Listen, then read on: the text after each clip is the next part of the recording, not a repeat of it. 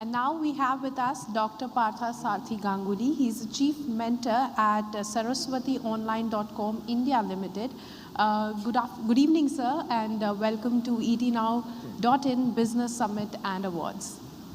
Thank you for inviting me. Thank you, sir.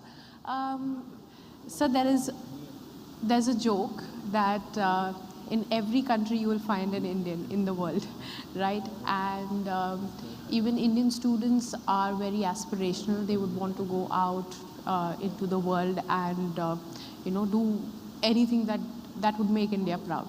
So at saraswatiindia.com, you have created pathways for Indian students to access global education.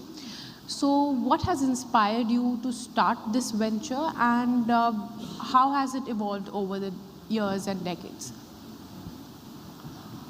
Well, Indian students, or for that matter, students from many countries goes to other countries for higher education. This phenomenon is not new. Yes.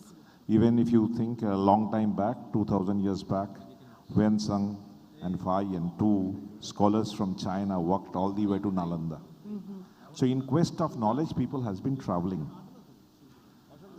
Now, there are two things that needs, either, you have very strong merit. That means you are very meritorious. And then you get a scholarship in a good university abroad somewhere. And you are getting an admission there and you are going there. Or you have a lot of money, you pay your way through. Now what we have been working is in the middle of the pyramid. Okay. Means my students, neither was the most meritorious among them, neither they had a lot of money. All right. And before I explain a little further, there are two kinds of aspirations to go.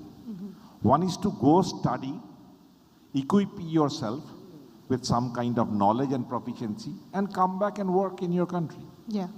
Another is go to a country and don't come back. Settle down there, have a good life. Yes. So these are the two aspirations or reasons why people would like to migrate to other countries for higher education. Yeah. In my case, my students were interested in equipping themselves with some education and making them proficient so that they can come back and render their services gainfully, professionally, and with a lot of respect. Well, that's great for India as So well. my product was medicine, studying medicine. And when I was looking at the market, that there are so many aspirants in not only in India but in this entire subcontinent, the South Asia, that there were very few seats available to the number of students who are willing to study medicine. So we created a program which is affordable and accessible. So we partnered with some government universities of China who had spare capacity in their, physical infrastructure as well as the functional infrastructure, like they had spare teachers and all. So we curated a program in English medium in China, and our students traveled to China, studied medicine for 5 years, became doctors, and came back to India or to their respective home countries, wrote their licensing exam, and became doctors. That's great. Today, our figure says we have already graduated more than 8,000 doctors. Great. And they are serving in 26 countries, including US, UK, Australia, Belgium, many European countries, and of course, in their home countries in Asia and Africa. Because, if you want to study in English, you must be having somewhat conversant with English. Yeah. And erstwhile British colonies, which is largest in South Asia and parts of Africa, we had students who are accustomed to somewhat English, even if they are not native English speaking country or native English speakers, they understand English. So that was the reason. So this is how this program evolved initially. That's great. Sir, that you spoke about other countries, US, UK. The immigration policies are now getting a little stricter, so everybody is now looking for what to see in a country before, traveling to that country and, getting higher education there. So what factors should they actually consider while choosing overseas education now, especially in this scenario? Look, again, I'll take cue from what I said earlier, is what am I looking at? What is the net takeaway that I'm looking at from this course? Yeah. Is it I want to learn something and create a proficiency, or is I'm trying to stay back? Okay. Now, if I want to stay back, then what we normally look into is the rules for jobs. Yeah. I mean, how do I get a PR? How many years can I stay back in that country to find a job for myself post my qualification? Yeah.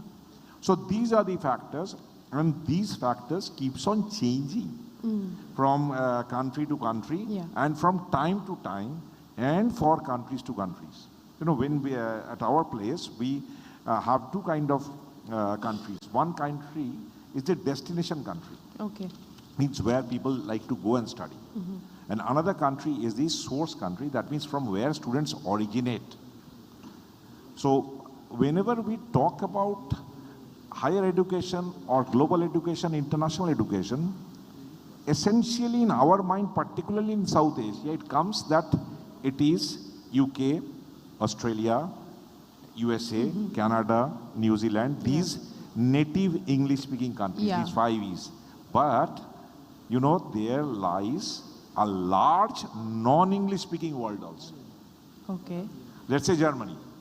Germany attracts a lot of Indian students. Yes. Let's say France, Italy, even the countries like Russia, China, Malaysia, Japan, they also attract a lot of foreign students. And for that matter, India is not far behind. Yeah. India also attracts a lot of foreign students. Okay. So what I will advise the students is, identify your goal and then, assess which country is best for you. No need for going for only a higher rank. How does the rank of the university matters to me if I am not best in class? Yeah, definitely. Yes. You get my point? Yeah. So I would rather like the students to definitely carefully assess their requirement, vis-a-vis match the situation. Okay. And this is a dynamic situation, so I cannot tell you this country is good or this country is bad. It keeps on changing. Yes, definitely. Now the global education landscape, it has changed post-pandemic. Education has become more accessible also. There is online education as well.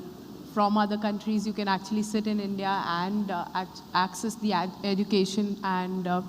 So my question is, how are the universities adapting, and what is this bringing as an opportunity for Indian students?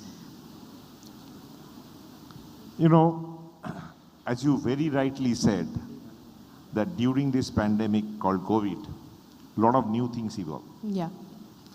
First of all, as you rightly said, online. Online education was there much before COVID. Yeah. But it was not getting the due recognition, or rather the due acceptance, and usage was very minimal.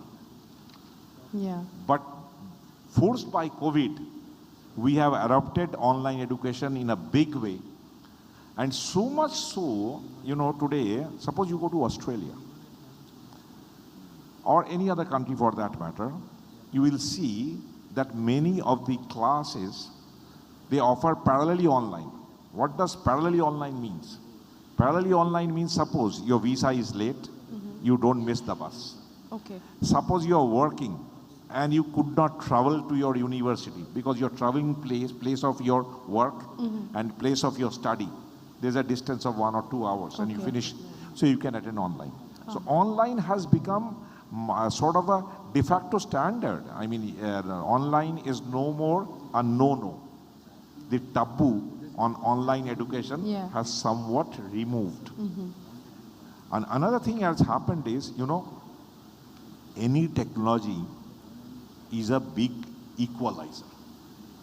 It brings in certain advantages which removes disadvantages of the disadvantageous. For instance, let's say when there was no mobile phone, how many people were connected? We used to book a trunk call and wait for hours for us. I know my father used to wait whole night to talk to my sister who was away. And today, just with a click you can talk to anybody. And so it's a big equalizer. A poor man can also talk to somebody. A rich man can also talk to. So that equalizing factor is constantly coming in through technological innovation. So that's why, post-COVID, as you said, the changes are there mostly in adapting technologies. And another very important factor the world is going through right now, or has always been, I mean, change is at a tremendous pace. Things are changing. Today as an educator, I feel the biggest challenge I'm facing is, what kind of workplace you will be in. Suppose you're my student and I'm teaching you. I can't tell you, I'm not your margdarshak, because I have never traveled in that mark in which you have to travel, because that mark do not exist today. Such new things are evolving throughout the world, which teachers are not aware of. So what will they teach? So that is a big challenge today, and that is where, people are trying to take a note of it, and all educators, I think, are challenged with that. Am I taking too much time? No, definitely. So as a chief mentor at your firm, Mr. Ganguly, how are you going to advise your students or their parents on skill development, on making the students future ready? Because Indian education has actually been criticized for not being very future ready and tech savvy. What do you think about that, and how are you making your students future ready? Future ready, as I said just now, that future is so uncertain. So I cannot tell you what will be there in future. But what I can do is, I can prepare yourself with a mindset that you can adapt change easily. You will not be intimidated by the change.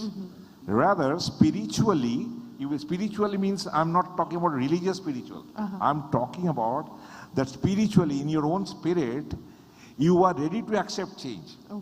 You are ready to be a driver of the change. You are willing to ride the change. So change is something which I am preparing my students, and also I tell my fellow colleagues, educators, that we must first build in that mindset that what I am teaching today is not the question that you are going to answer tomorrow in the examination. Is the common question, a common thing the students say. We have not been taught. What is you have not been taught? You will never be taught anything. This is what has to come in. Well, you have to constantly learn. Constantly there will be change. So don't get intimidated. Ready to accept change, ready to be wider variety. What very importantly one has to do is, normally what we have been taught, let's say what we have been fed. I've been fed rice. I'm Bengali and I have been fed rice. So I think rice is the most staple food. But for some people, roti is the most staple food. Some people bread, some people noodle, whatever it is. So that there can be another right. This concept I must build in.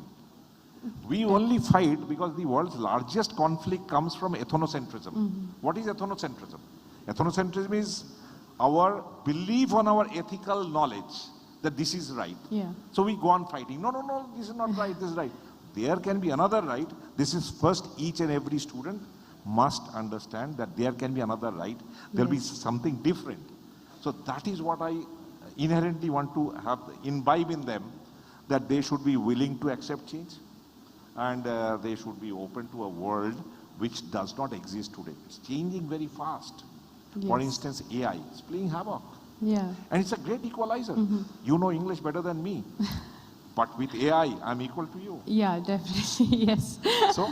So I feel this change and constant disruptive technological advancements has to be embraced, used to your best benefit, and be an open mind to accept different things. So this will be, in short, my suggestions, and that is what I'm working for. Experiential learning instead of mugging something. Yeah. What my teacher knew is not good enough for me. Yes. I have to know something else. Definitely, yes. That's a great advice, sir. I hope all the students are actually listening to this, because it's very important to understand that the future is not something that anybody can predict. Thank you so much, sir. Thank you for your insights. Thank you. Pleasure being here. Thank you so much. Thank you so much.